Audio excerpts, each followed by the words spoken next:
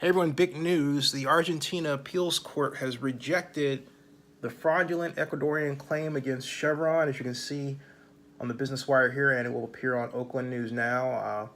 The Appeals Court in Argentina has rejected an attempt to enforce a fraudulent Ecuadorian judgment against Chevron Corporation, making Argentina the latest country where courts have dismissed the judgment found by United States courts to have been obtained through racketeering and corruption.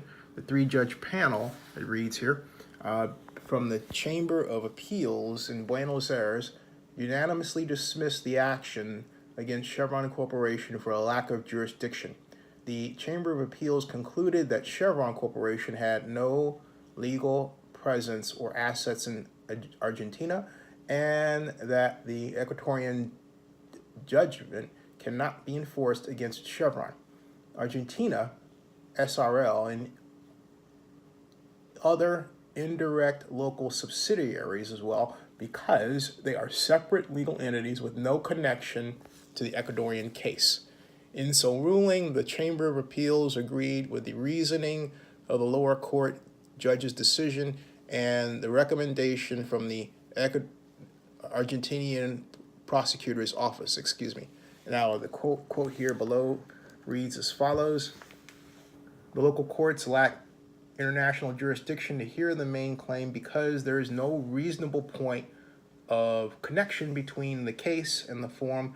The Chamber of Appeals said in its decision July 3rd, the court added that the absence of the point of connection prevents Argentinian courts from recognizing or enforcing the Ecuadorian judgment. All right, and if that's confusing you, let me make it very simple.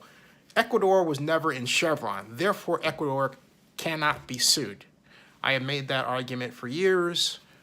No one has listened. Now the courts are basically telling everybody what I've told you already. You can't sue somebody who was never there. The counterclaim has been, well, they bought Texaco, but Texaco had left. And not only that, Stephen Donziger and the people who filed the lawsuit were found to have been bribing judges and bullying judges in Argentina. Stephen Donziger even wrote the very judgment that led to the original $19 billion claim. If he did that in America, he would not have a license to practice law. Okay? So that's the skinny. More coming.